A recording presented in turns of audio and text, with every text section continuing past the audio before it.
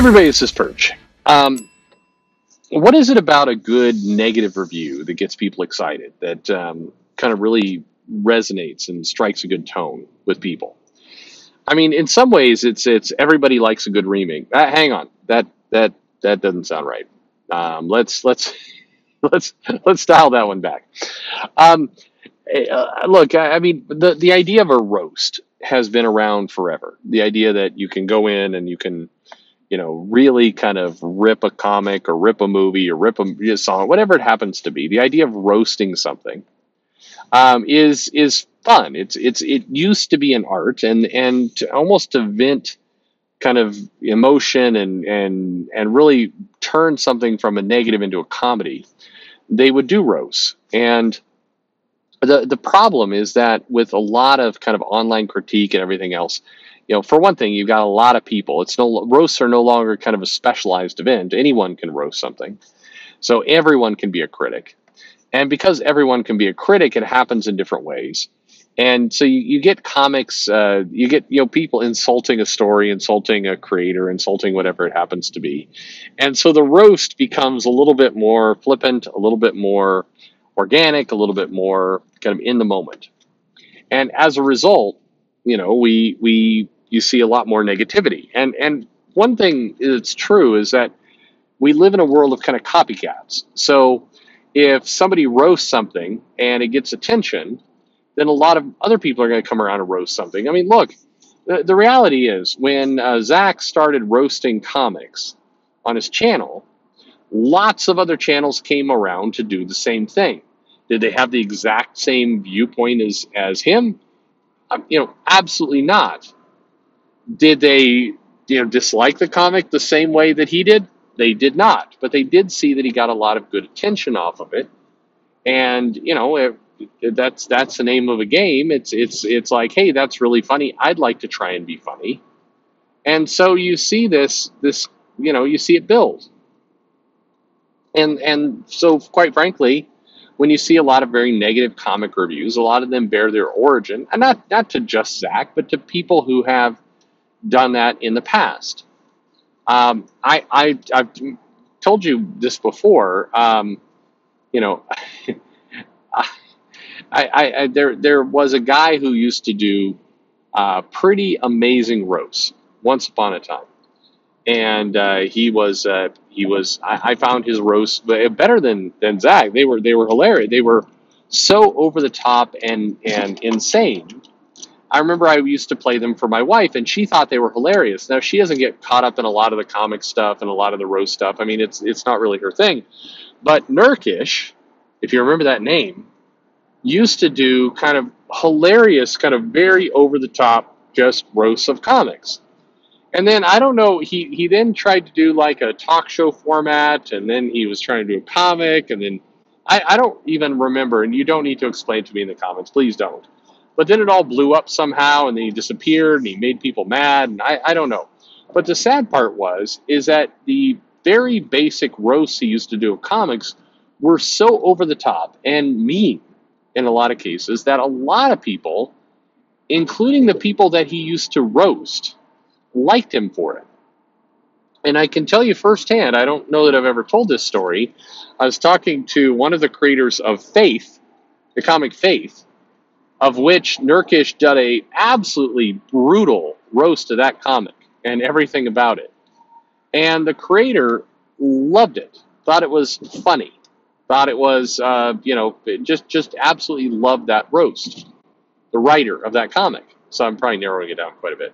The writer of the comic thought it was great, in a way that the writer didn't think that some of what Zach and other people did was great, because it was so over the top hilarious. It was a true roast. But fast forward now 4 years later, and it's not as funny. I mean, for one thing, just a lot of people have done it. A lot of people have done the roast, have done the bit. It's no longer unique, and because it's no longer unique, I did the review of New Mutants, the 40th anniversary issue, which was fucking awful. I mean, just an awful, awful comic. What surprised me was I go on Twitter and, Eric Canetti, who's an amazing guy. I love that guy. Like his art, like his style.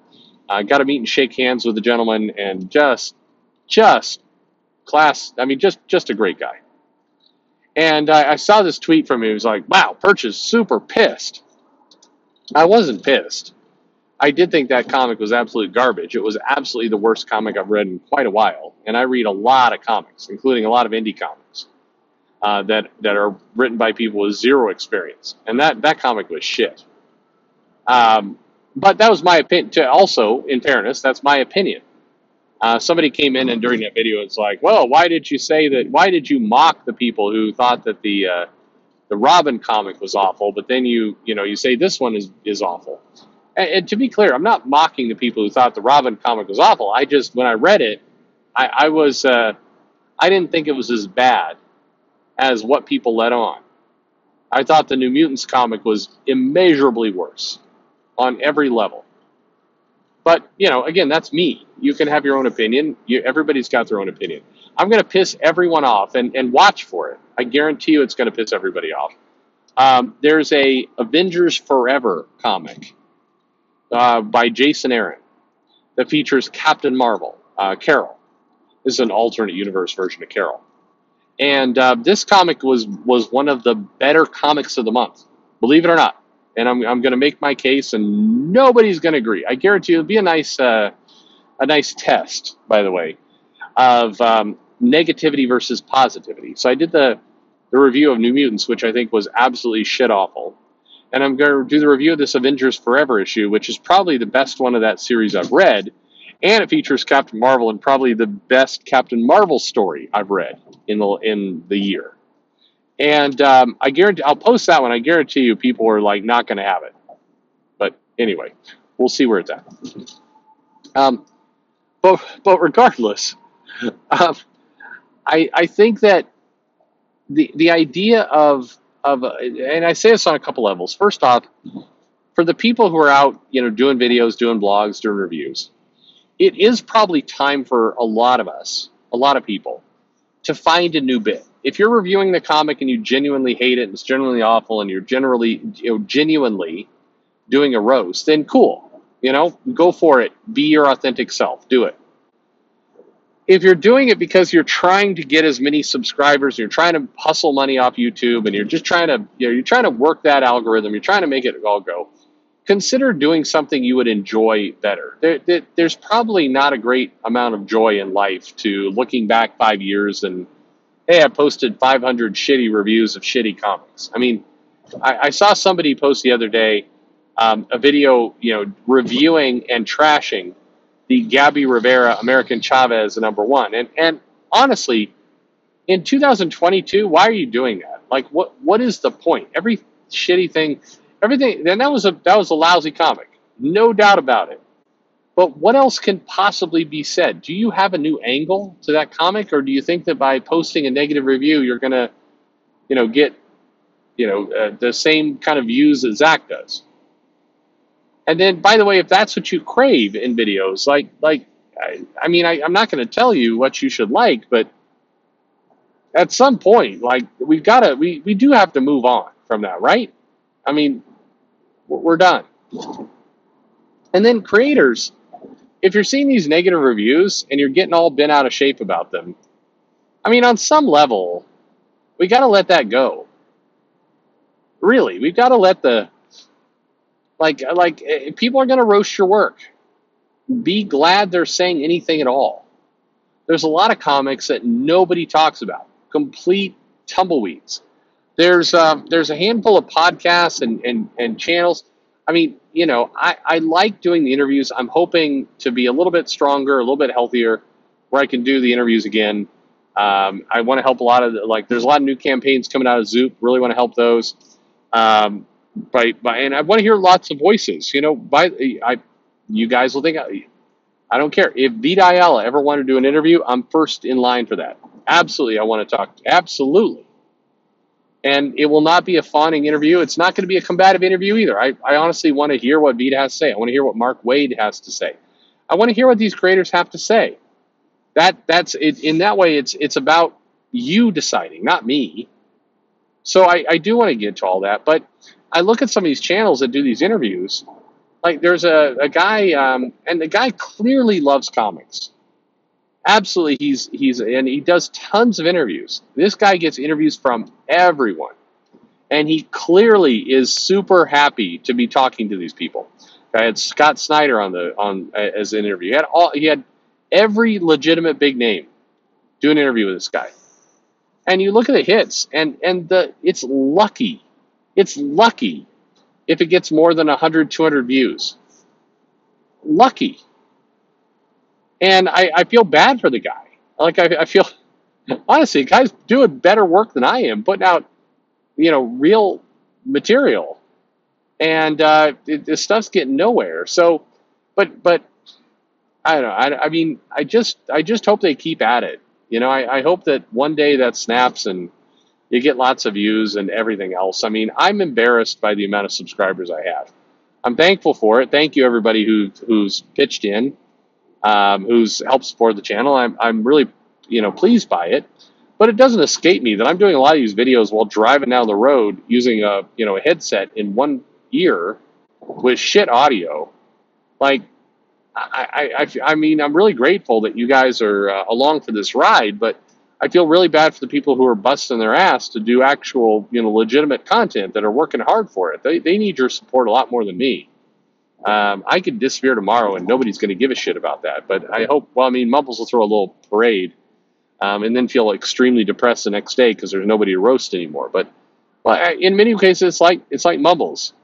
The guy comes and does a one-liner joke on every video, and I'm impressed by the guy's stamina. Like I'm impressed that you're sticking with it. But on some level, seeing that the comments there is an indication that somebody cares. And I know this is the worst thing is apathy. So creators, when you see somebody ripping your work, doing a roast on it, consider the alternative: dead silence. That's worse. It's way worse. And if you could see it that way, you're going to sleep better tonight.